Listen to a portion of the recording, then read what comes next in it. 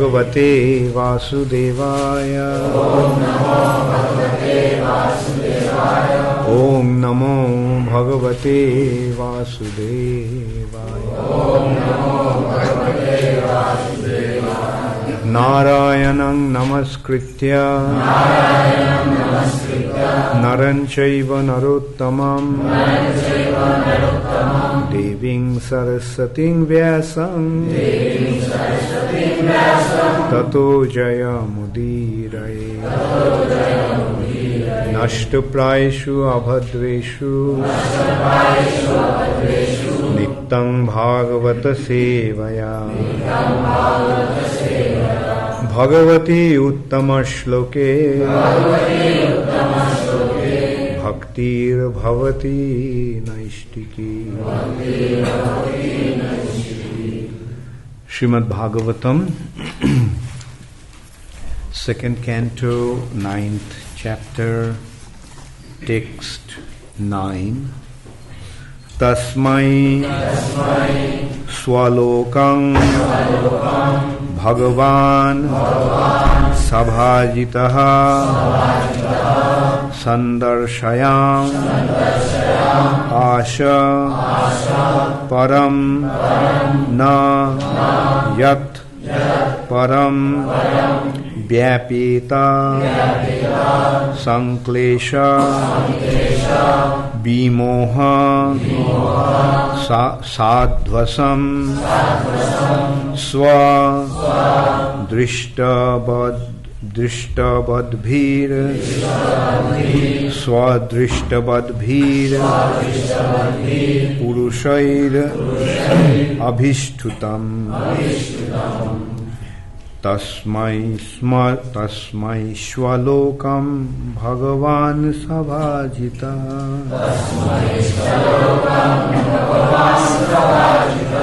Sandarshayamasha Param Najat Param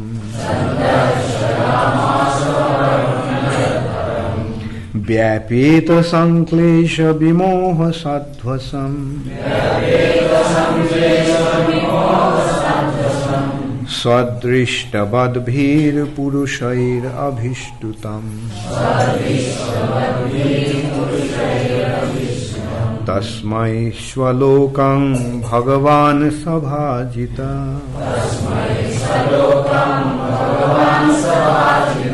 Sandarshayamasha Param Najat Param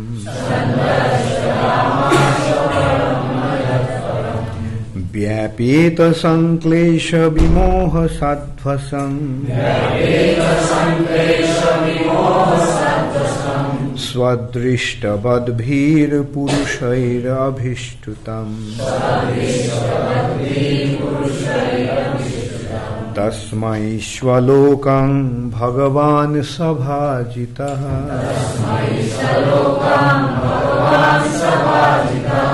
Sandarshayamasha Param Najat Param Vyapeta Sanklesha Bimoha Sadhasam Swadrishtabadbhir Purushair Abhishtutam.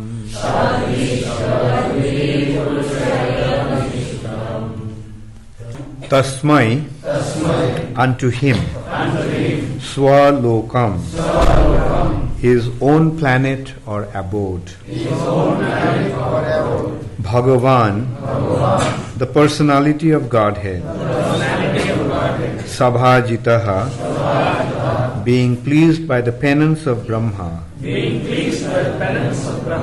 Sandarshayam Asha, manifested. Param, the supreme. Na, not. Yat, of which. Param, further supreme. Vyapeta, completely given up. Sanklesha, 5 kinds of material afflictions. Bimoha, without illusion. Sadhasam, fear of material existence. Swadrishtabadbhir, by those who have perfectly realized the self. Purushai, by persons. Abhishtutam, worshipped by. Translation by His Divine Grace Srila Prabhupada. The personality of Godhead, being thus very much satisfied with the penance of Lord Brahma, was pleased to manifest His personal abode Vaikuntha, the supreme planet above all others. This transcendental abode of the Lord is adored by all self-realized persons, freed from all kinds of miseries and fear of illusory existence. Please repeat after me. The personality of Godhead, being thus very much satisfied with the penance of Lord Brahma, was pleased to manifest his personal abode, Vaikuntha, the supreme planet above all others. This transcendental abode of the Lord is adored by all self-realized persons, freed from all kinds of miseries and fear of illusory existence.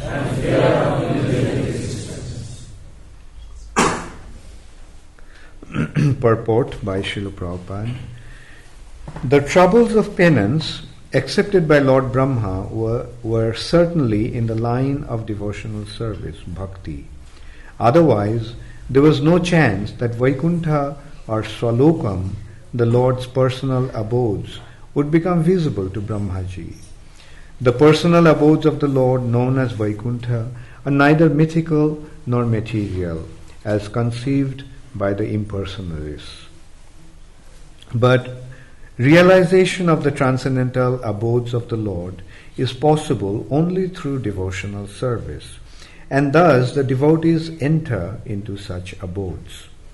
There is undoubtedly trouble in executing penance, but the trouble accepted in executing bhakti yoga is transcendental happiness from the very beginning.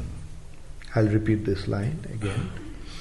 But the trouble accepted in executing bhakti yoga is transcendental happiness from the very beginning.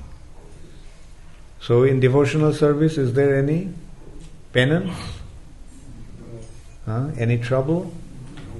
No. It's all joyful from beginning till the end. The more we get involved, more joyful it becomes. It is happily executed.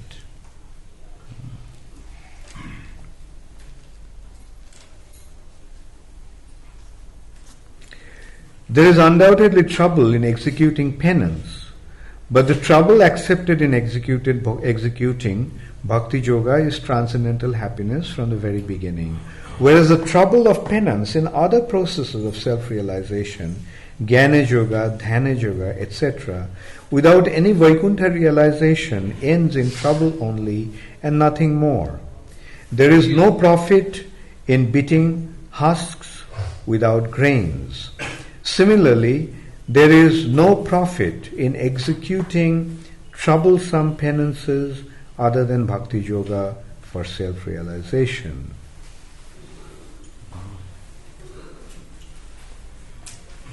So accepting unnecessarily trouble and austerities has been rejected here, nullified here. There is no need. It's only tushavaghatam, beating the husk without the grain. Actually, the grains has husk. Grains have husk, the cover, hard cover. That we cannot eat.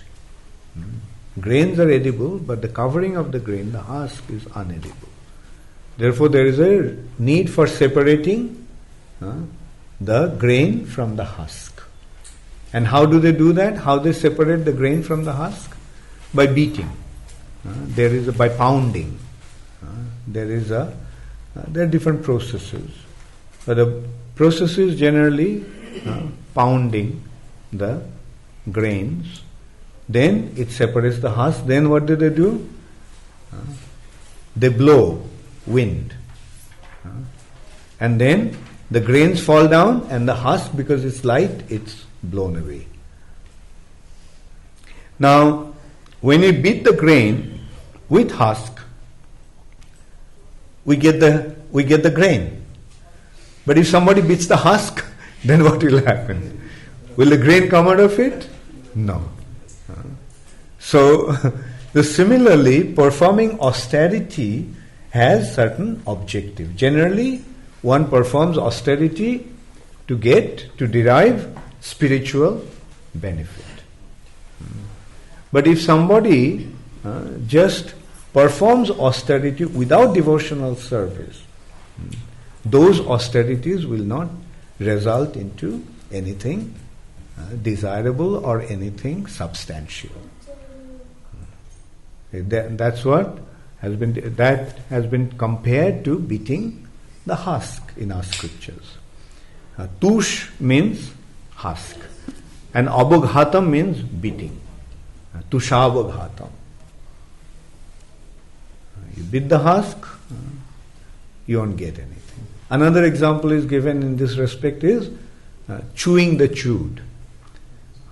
You chew sugarcane. And what do you get? You get the juice. But if you chew sugarcane pulp,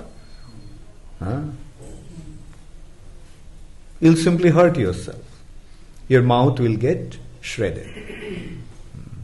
So that is like just austerity. Performing austerity is not the spiritual activity. Just performance of austerity is not what is necessary. The difficulty is accepting for the sake of developing our relationship with Krishna is the real austerity. And that austerity is joyful. If you undertake difficulties to develop your relationship with Krishna, difficulties to understand Krishna, then that is very beneficial. But if somebody just performs austerities just for the sake of performing austerity, people generally perform austerities to get artificially free from material bondage. But it doesn't work. Like material life is miserable. Material life is full of suffering. Now by realizing that or understanding that, if one begins to inflict pain upon himself, then will he be free from material bondage? No. He will say all the time, will think, well, when can I get out of this difficult situation?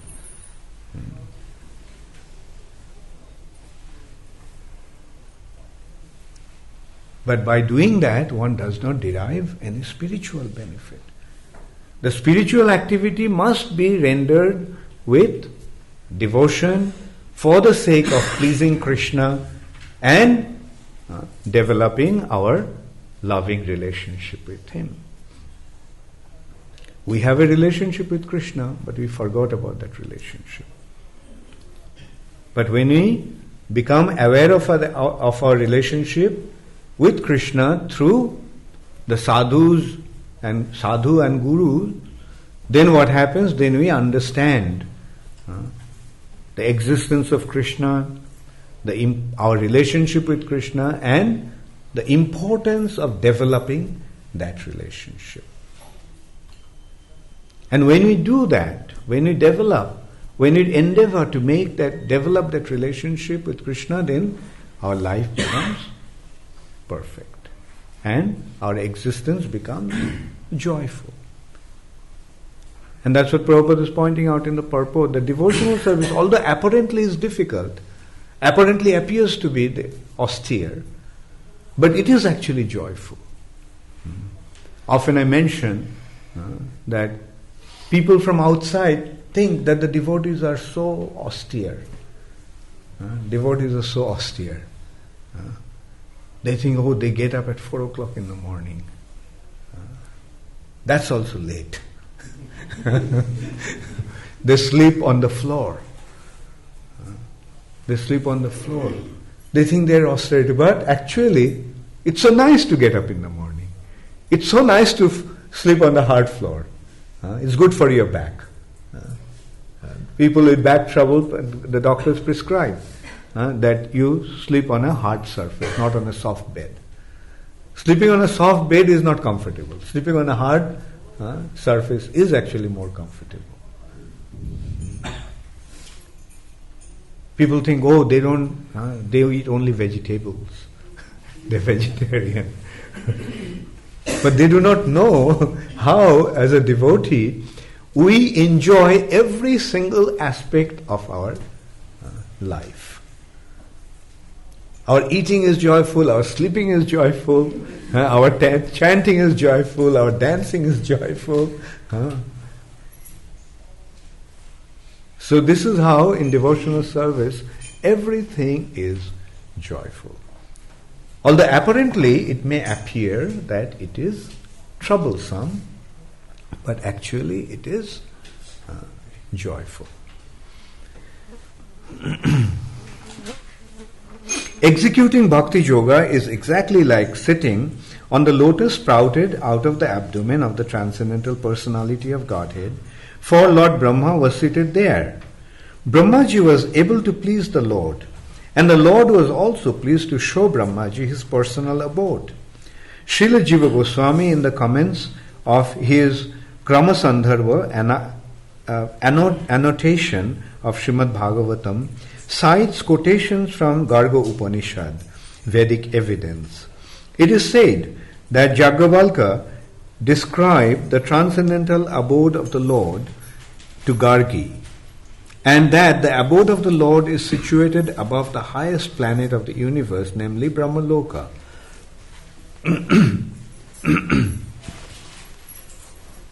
This abode of the Lord, although described in the revealed scriptures like the Bhagavad Gita and Srimad Bhagavatam, remains only a myth for the less intelligent class of men with a poor fund of knowledge.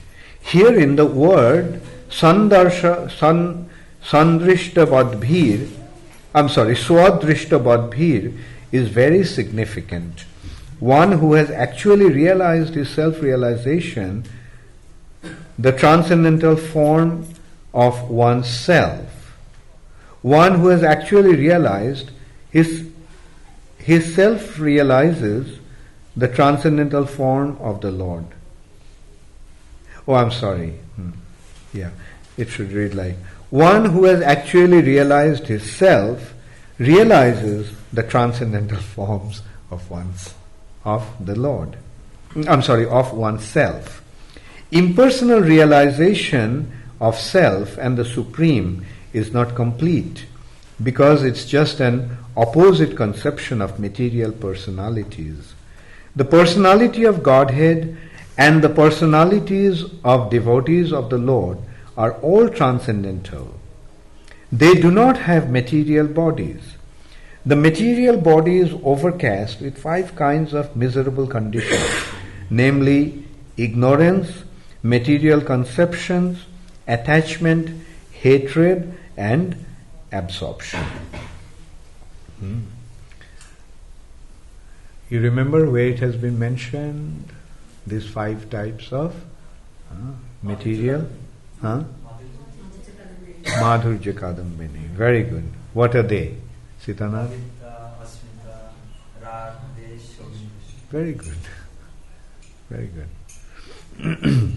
Avidya, ignorance, material conception, ashmita, attachment, rag, hatred, dvesh, and absorption, abhinivesh.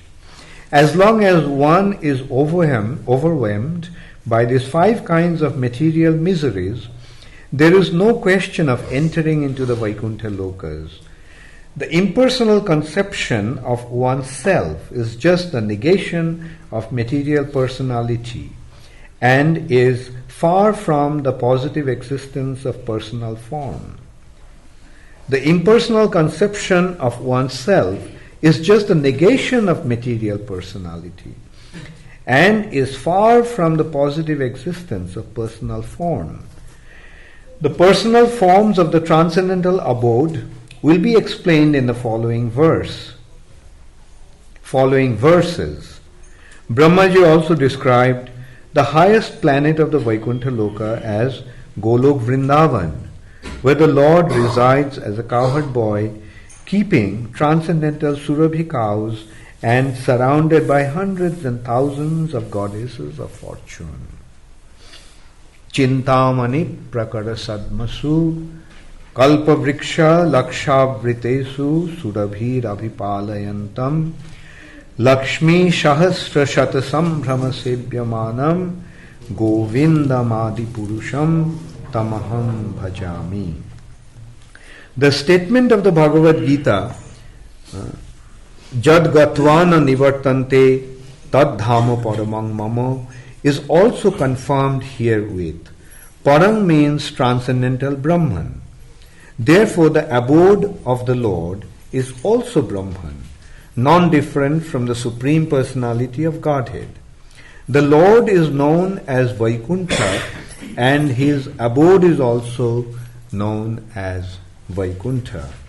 Such Vaikuntha realization and worship can be made possible by transcendental form and sense. So, beyond this material nature, there is a transcendental reality. There is a spiritual reality. And Srimad Bhagavatam is very clearly giving us information of that reality and showing us the way to approach that reality.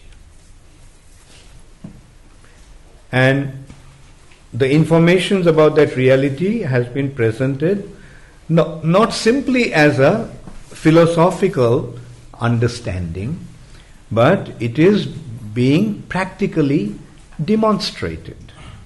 Like here we are actually seeing a practical demonstration. Brahma was born in ignorance. Although he came directly from the Supreme Personality of Godhead, still he was in ignorance. And when one is in ignorance, then one considers his material surrounding to be the absolute reality, the only reality. Like we, in this material nature, what is our perception? How do we feel? How do we think? Don't we think that this world is everything? And that is the ignorance. It is due to our ignorance that we are actually thinking that this is the absolute reality. This is the ultimate place of existence. This is everything. In the material nature, everybody naturally thinks in this way. That this material nature is everything. And my material body is my self. That is the materialistic way of thinking. In this material nature, everyone thinks in this way. But then we come across somebody or some individuals. They give us some informations. They give us some information about another reality. And those informations, if we probe deeper into them, we find that they really make sense. Initially, although we did not think about there is anything beyond this material nature, but coming across these persons, it makes us think that why that is true. And then we are led to also use our common sense, and then also it makes sense.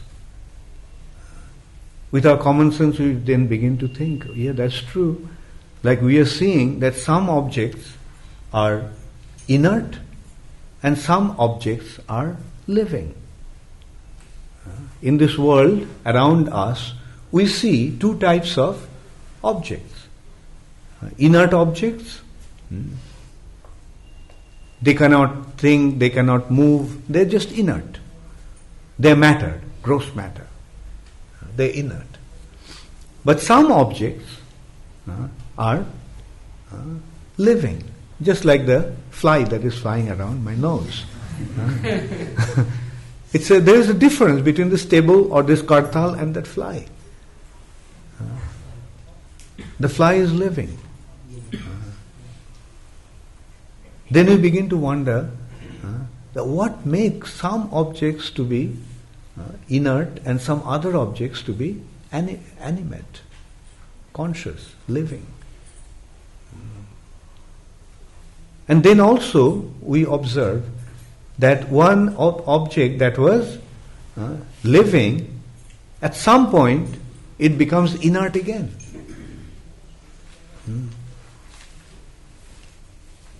Like the fly that is moving in front of my nose, if I just smash it, then it won't fly. It'll just remain there, devoid of any ability to fly or create disturbance to us. We see somebody whom we knew for so many years, and we had such wonderful exchanges with that person. All of a sudden the person is dead. And then what happens? His body is just inert, dead. And then we take him to the crematorium and burn that person. And when we see the body burning, then it makes us wonder that who was that person actually? Who is just, whom I knew for so many years, and all of a sudden he is dead. What caused him to die? And then we get the information that what is the criteria, what is the cause of being, of something to be, somebody to be alive? What is causing someone to be alive?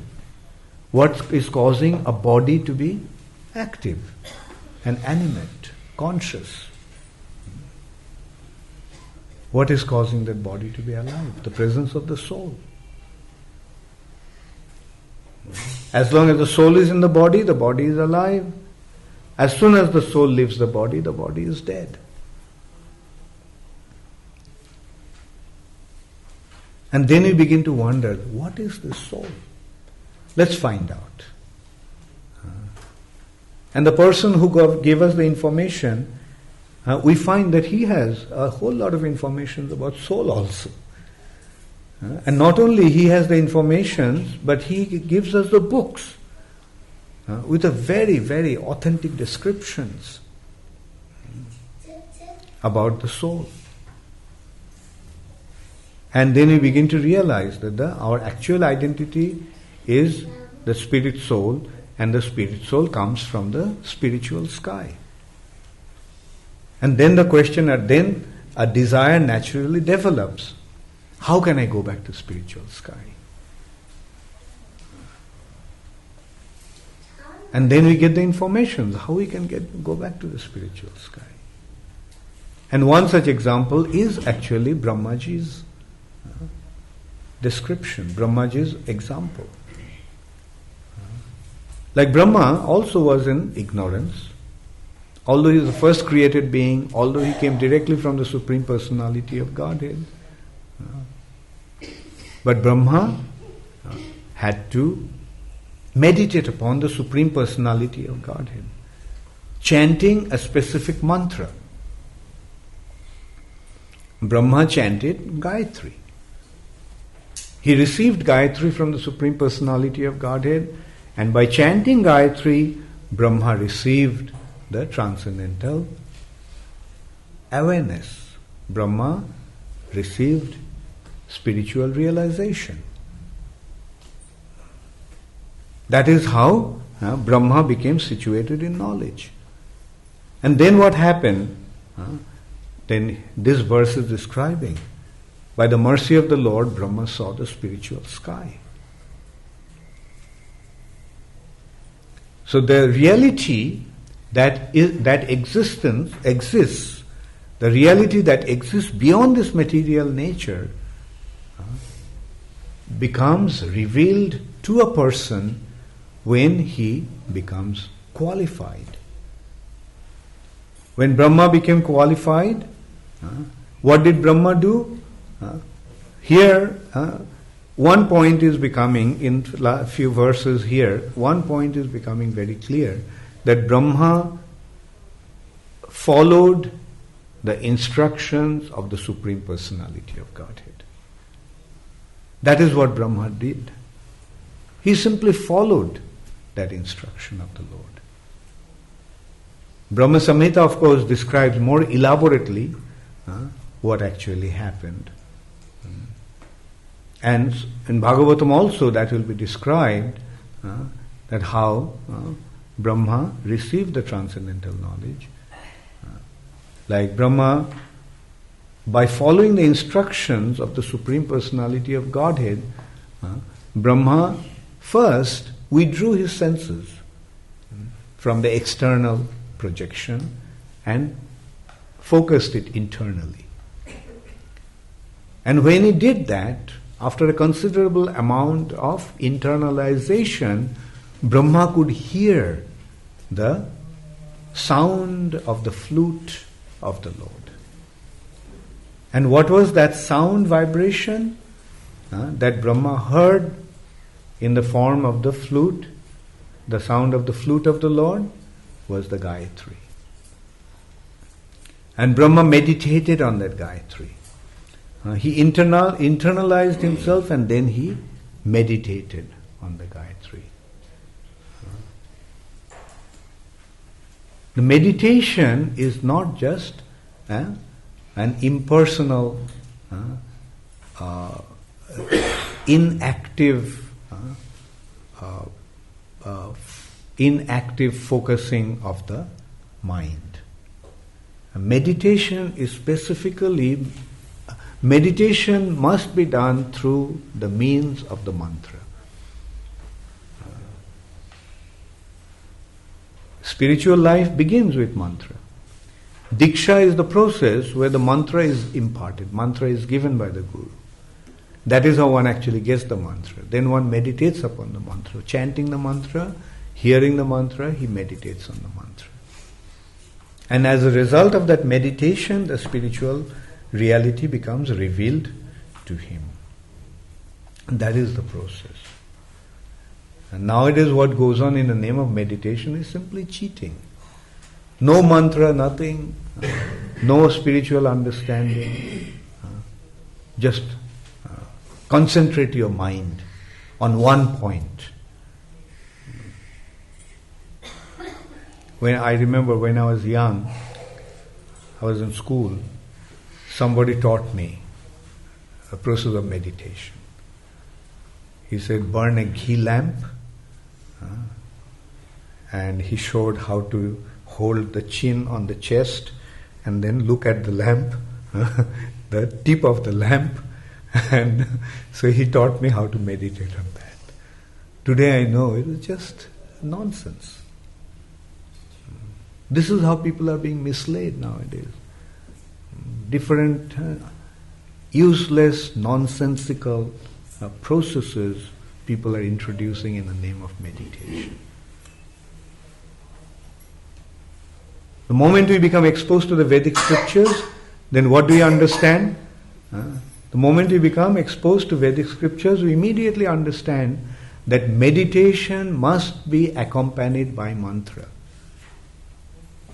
That is what meditation, otherwise everyone is meditating. Everyone is meditating. Like if we notice, if we consider seriously, then we'll always find that we are meditating. Always we are meditating on something or other. And it has been also pointed out in the Vedic scriptures what materialistic people meditate on most of the time. What people generally meditate on? People generally meditate on two things: Kamini and Kanchan.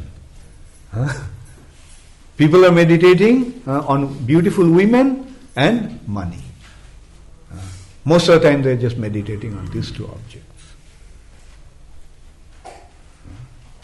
But we have to reverse that process. That meditation is useless. That meditation is not going to take us anywhere. The real meditation is meditating upon the transcendental sound vibration. Because that sound vibration is the representation of the spiritual object in this material nature. The transcendental sound vibration is actually the object, the spiritual object coming into the material nature in the form of sound. Sound also is an object. And in the spiritual reality, the name and the substance are non-different. That is, sound and the substance are non-different. And that is what is known as Gayatri. By meditating upon that mantra, one becomes transported to the spiritual sky. Every Gayatri will have a personality of the mantra. That is the central aspect of the mantra. The personality of the meditation is identified by every single Gayatri. And there are various Gayatris. There is Brahma Gayatri, there is Krishna Gayatri, there is Guru Gayatri, there is Radha Gayatri, there is Ram Gayatri, there is Kali Gayatri. All kinds of Gayatris are there. Yes, you meditate and the personality will be revealed to you, because that personality is a spiritual personality. He is manifested, he is present in here in the form of sound vibration. That sound vibration is not mundane sound vibration. That is spiritual sound vibration. That is spiritual sound vibration. And the spiritual sound vibration leads one to the spiritual nature. If we meditate on that, that object will be revealed. And that's exactly happened to Brahma. That's exactly what happened to Brahma. He was meditating on the mantra, Hare Krishna, Sudevi. Don't do that. You sit properly in the class. Thik kore bosho, chup kore bosho. Alright? So this is how Brahma, through the example of Brahma actually, we are understanding what's the process. And then we'll see not only Brahma, so many other personalities derived the same benefit. They meditated upon the Supreme Personality of Godhead, being properly directed by a bona fide spiritual master, and they had been transported to the spiritual sky. They had been transported to the spiritual sky.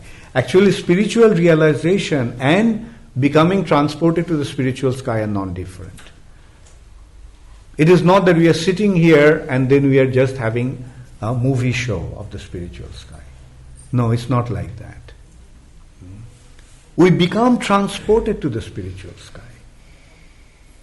Although our body may be here, but we, the persons, the spiritual identity becomes transported. And that's what happened.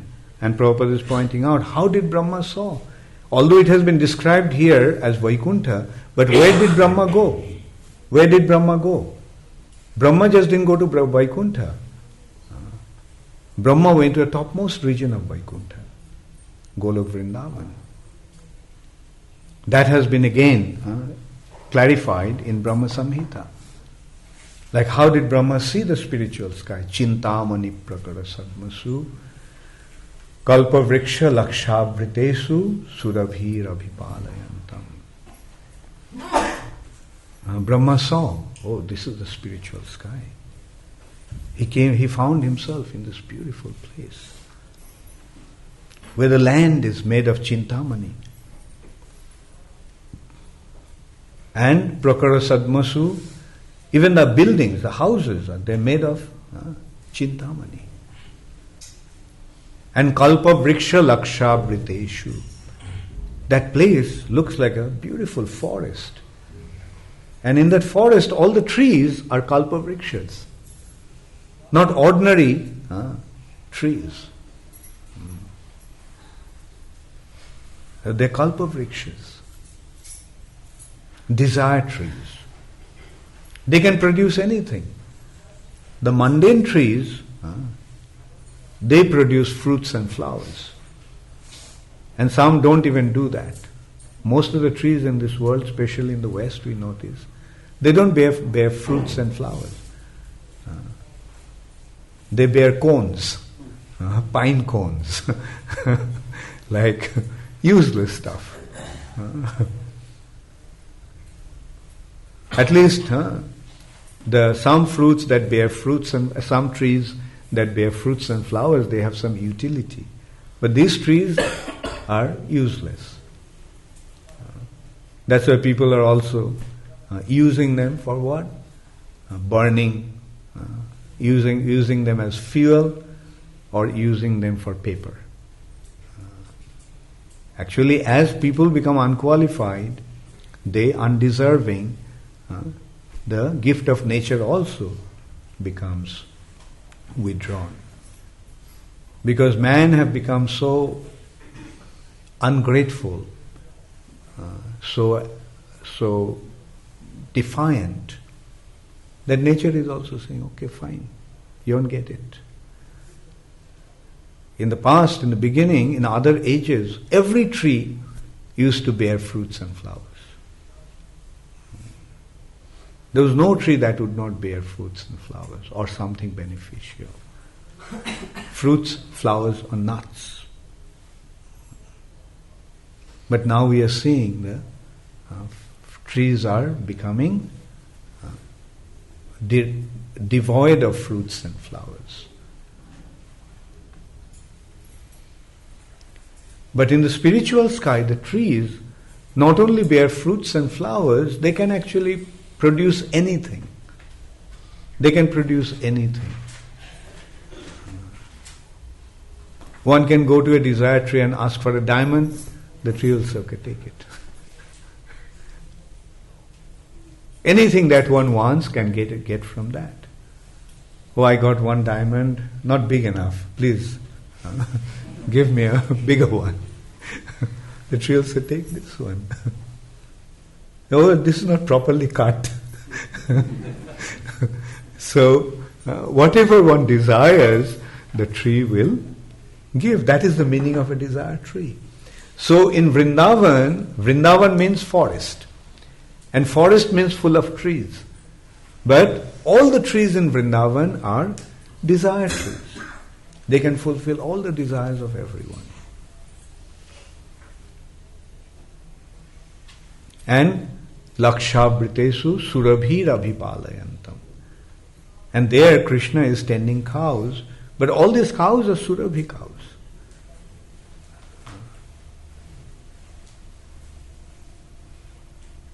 So this is what the spiritual sky is like. And Lakshmi Shahasra Sata Sambrama Sebhyamanam. Krishna is surrounded by hundreds and thousands, Sahasra Sata, beautiful damsels, beautiful girls. And all these girls are actually Lakshmis. Although they appear to be like ordinary cowherd girls, but they all are actually Lakshmi Devis. As a matter of fact, they all are not only Lakshmi Devis, Lakshmi Devis are their expansion. They are the origins of Lakshmi Devi. In Vaikuntha, as Krishna expands himself as Narayan, these cowherd girls also expand themselves as Lakshmis in Vaikuntha.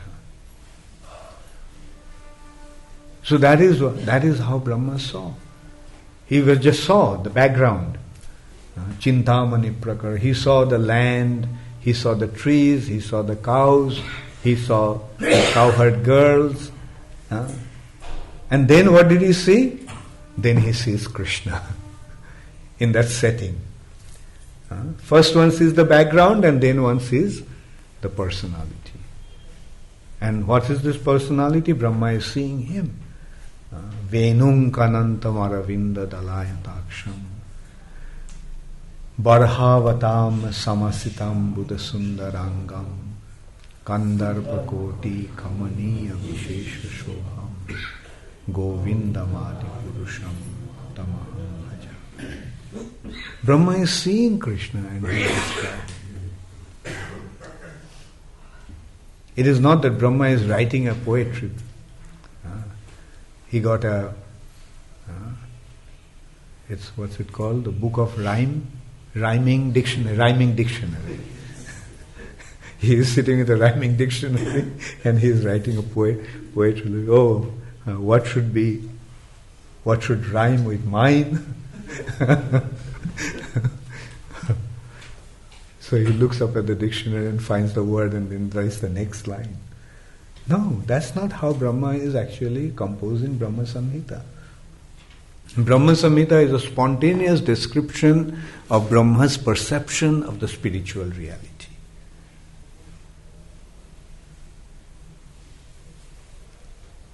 So this is how we are actually exposed to the authenticity of this process. Brahma realized it's not a fictitious story, it's not a fairy tale that's being described here. It's real. Brahma perceived Krishna in the spiritual sky. And if we follow the process, then we will also be able to perceive the spiritual sky, Krishna in the spiritual sky. We will also be able to develop our relationship with Krishna. That is the process. And that is how valid, that's how authentic, that's how genuine this process is. It's a practical process. Follow the process, the result will be there.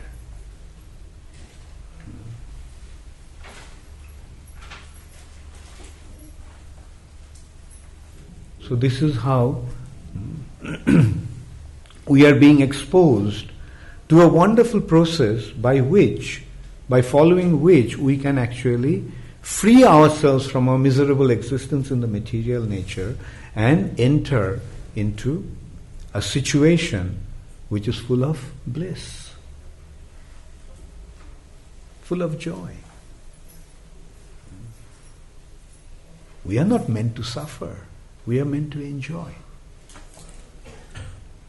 Krishna has created all the arrangements for us to enjoy. It is not that Krishna wants us to suffer, Krishna wants us to enjoy. But it is we who are actually inviting our sufferings. It is we who are causing our suffering. But unfortunately we blame Krishna for that. Why Krishna is making us suffer? Krishna doesn't want you to suffer. Krishna wants you to enjoy, but in order to enjoy, you have to place yourself in the right situation. That is what is needed. And Krishna is reminding us, please don't do that. Come, do this. Come to me and enjoy. Sarva dharman parityajya mam ekam sharanam vraja. Give up all your suffering, give up all these arrangements that simply is leading to suffering. Get rid of that. Turn yourself away from that and accept this process. Mam ekam sharanam vraja. Surrender unto me. And you can't even imagine what kind of enjoyment you will get. not only your sufferings will be mitigated, but a kind of enjoyment that you will get, you can't even imagine. So come back to me. Mamekam sharanam braja.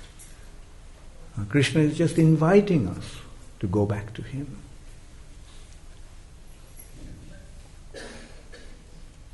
And when we follow the process with full confidence, with faith, then it works.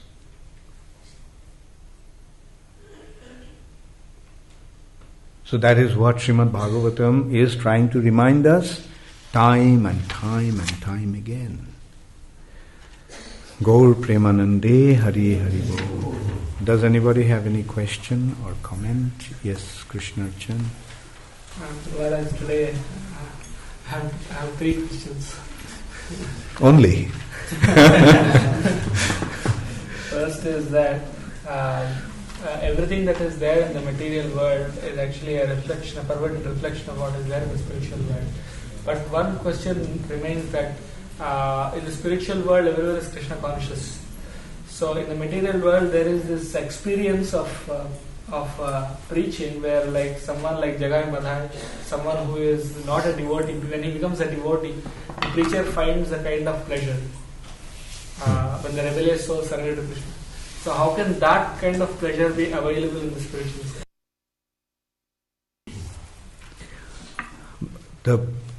The pleasure of preaching.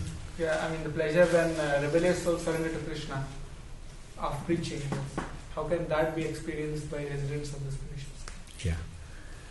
In the spiritual sky also there is a region called Golok Navadvip.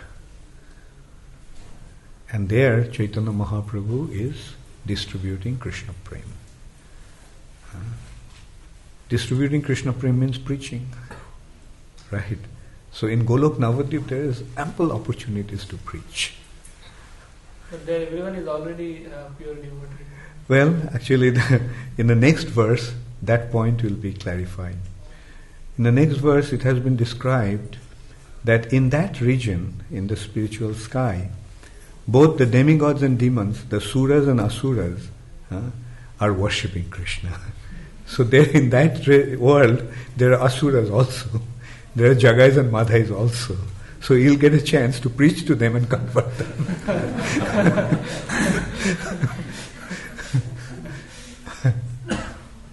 Yes, in the spiritual sky, that region of the spiritual sky gives us the opportunity to preach. And yes, that joy of preaching is derived there. Yes, Arati? I know you had another question, but I want to ask something on top. Yeah, thought as well. Some time ago, Prabhu gave a class, not yet, but there was a discussion. And I was asking whether there are any questions and answers being in the spiritual world, whether there are people asking questions and others giving answers to those questions.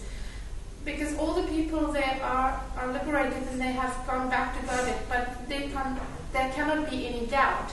But still there's preaching. Yes, as I mentioned. But no doubt in their mind, because they've already gone back to Godhead. Yes, even in back to Godhead, that region especially, Golok region, where there is Vrindavan and Navadvip, there is preaching. Like for example, in Golok Vrindavan, sometimes Uddhav comes and preaches to the gopis, right? But after preaching, he realizes that these personalities are so far more advanced than he is, then he becomes very humble, right? So yes, in the spiritual sky, all these varieties will be there. You see, spiritual sky is not just an insipid place, yes, one region of the spiritual sky is relatively insipid. That is Vaikuntha. That's why we don't want to go there. We want to go to Vrindavan. We want to go to Navadvip. And in that same context, we can again consider, like, what's the difference between material and spiritual? Like he himself, Krishna Chan just pointed also, this material nature is a perverted reflection of the spiritual sky. But the uniqueness of the perverted reflection of the spiritual reality is that when you put Krishna in that reflection, that becomes spiritualized. Right? So this is apparently material, but bring Krishna inside and put him in the center, it will become spiritualized. It will become spiritual sky. And whatever you are doing here becomes spiritualized. Just like here you are preaching, you are imparting knowledge, you are having questions, answers. Yes, these activities are spiritual. And the activities that are going on here also has room for happening there. Okay. Second question. The second question is the instructions that are given of Golok Vrindavan, how Krishna is tending the cows and dancing with the gopis, etc. Although they are attractive, still most of the conditioned souls, in spite of hearing these descriptions, still feel that my work and my the present society where I am here is more attractive or is better than what I'm going to do tending cows there. It's not so attractive. It's not an attractive proposal. So how do we develop a fascination? Like people have fascination to go to a big position in the society, etc. How to develop the same fascination to enter such pastimes of Krishna? Yeah, very good. That's why in the spiritual sky there are two regions, Vrindavan and Navadip. Right? The Navadip region is something like wherever you are, whatever you are doing can be spiritualized. Right? Okay, you are attached to Ujjain. You are attached to Bhopal. You are attached to the students in the engineering college. Fine. Go and preach. Do that. You don't have to artificially think about the cows and cowherd boys and gopis and forest. If you don't like to be in a forest, be in a city. Just be in the city and preach. And that process will spiritualize your activity. You are situated in a spiritual platform. Right? But then what will happen is, gradually, although you like to do these things, but gradually it will begin to dawn in you that why you are doing this, why you are preaching. Gradually you'll begin to realize it's for Krishna, to develop your relationship with Krishna. It's a desire for being with Krishna. And then you will develop those desires. Oh, now I want to be with Krishna. And to be with Krishna, I have to be in that situation. Krishna is not going to be in Bhopal. He's not riding in a scooter. Or Krishna is in Vrindavan. He is playing with the cowherd boys. So then he'll gradually he'll develop the desire to be with Krishna in the forest of Vrindavan. And he'll become attracted to the activities that Krishna is engrossed in.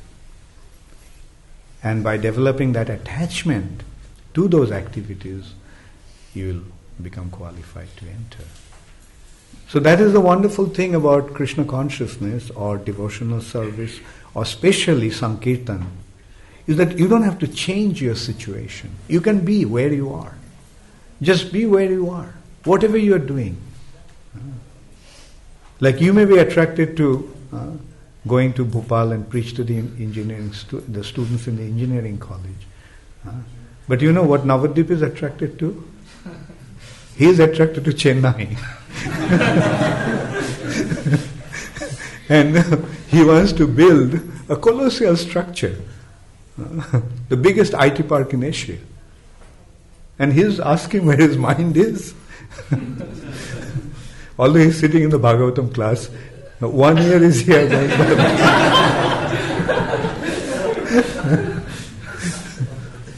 And the answer is yes, that's also devotional service.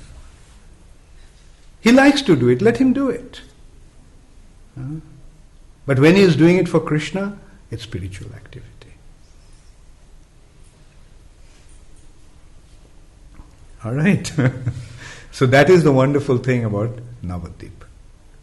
Not this Navadip.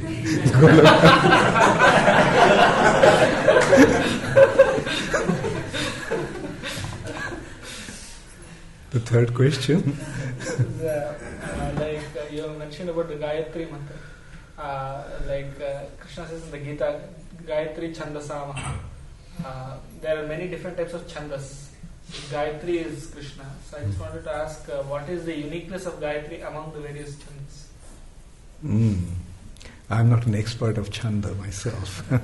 So Gayatri, of all the chandas, Gayatri is actually a chanda. So that of all the chandas, of all the meters, poetic meters, Gayatri is the best. Krishna is actually pointing out he's the best of everything. Whatever is the best, actually that is his manifestation. Okay. Yes, Jayesh? Making big buildings for Krishna's purpose, isn't it karma yoga? Yeah, as I said, you see, between karma yoga and pure devotional service, there is a very thin line.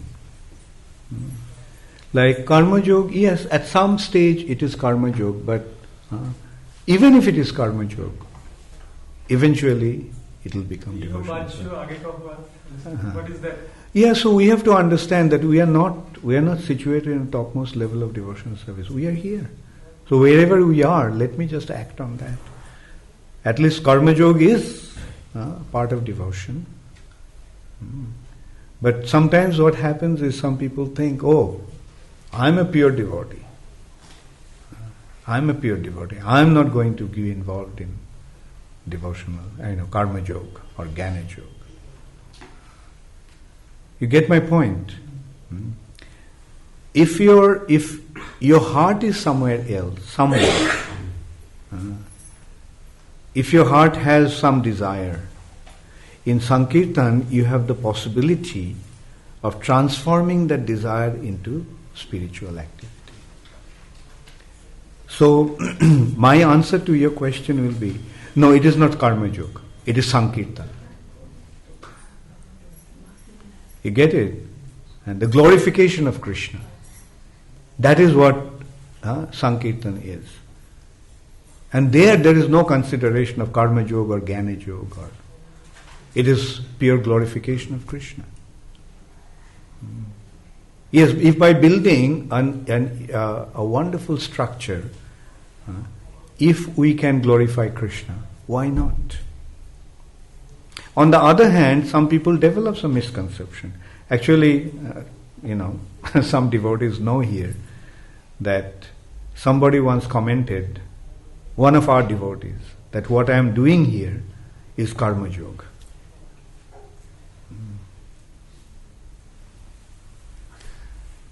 Fine, let it be karma yoga. At least I am doing karma yoga. What are you doing?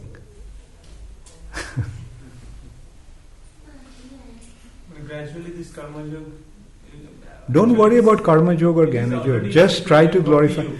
You see, when one does something for the sake of propagating Krishna consciousness, that's Sankirtan. Then there is no question of... Yes. Your intention is what matters. You are doing it for what? For Krishna, for glorifying Krishna. So that glorification of Krishna is the essence of Sankirtan. Yes, Navadip. Someday by your mercy, maybe I'll be able to go to Golok, Vrindavan or Golok, Navadip. But I know that there also I will be making some swings or some...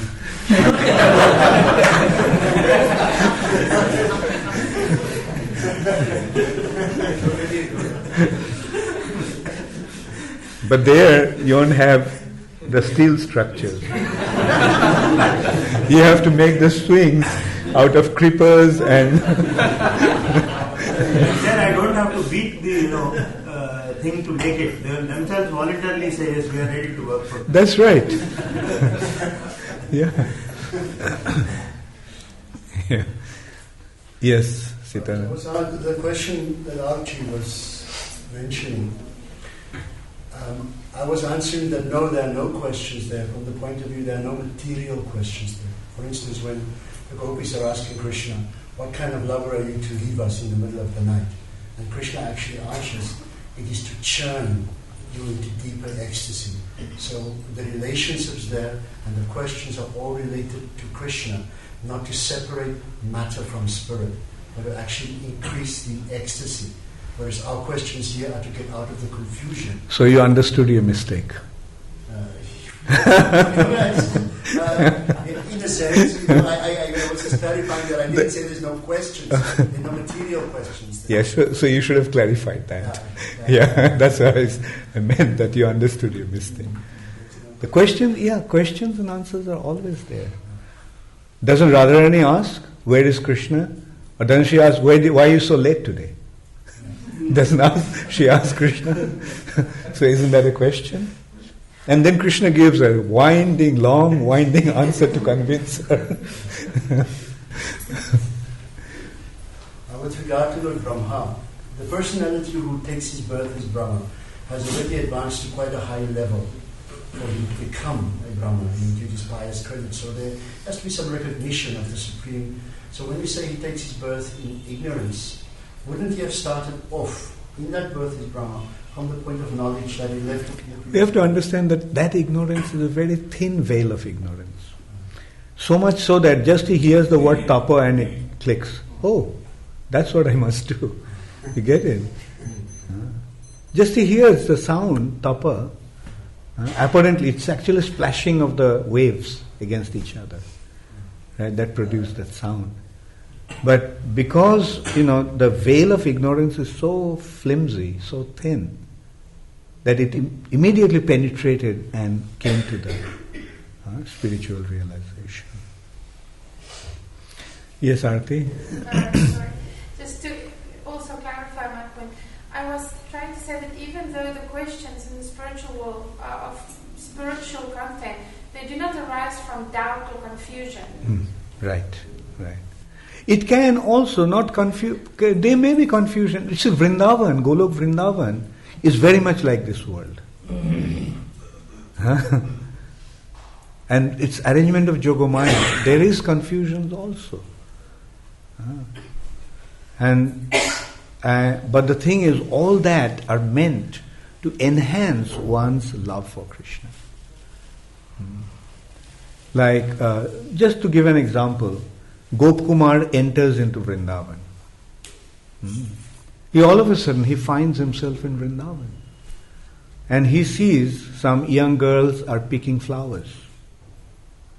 And he goes and asks, can you please tell me where is the house of Nanda Maharaj? They don't listen. They're just chanting, Hare Krishna, Hare Krishna. And he gives up thinking, these, either they're deaf or maybe they're so absorbed in thinking about Krishna that they don't hear anything else.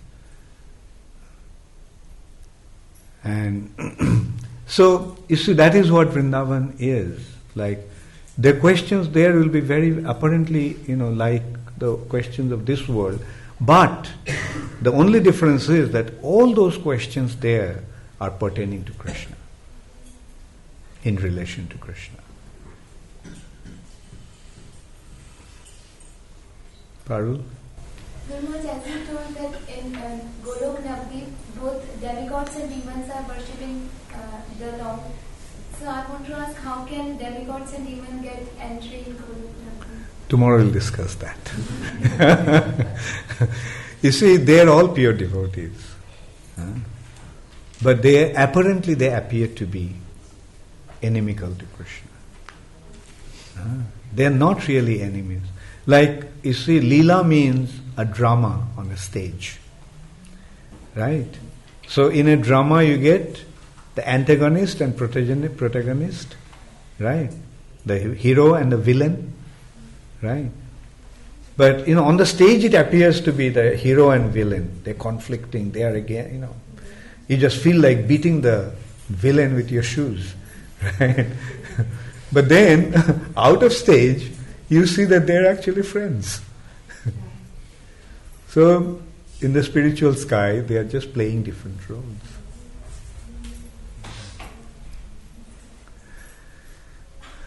Okay, Hare Krishna. All glories to Srila Prabhupada. Gaur Premanande Hare.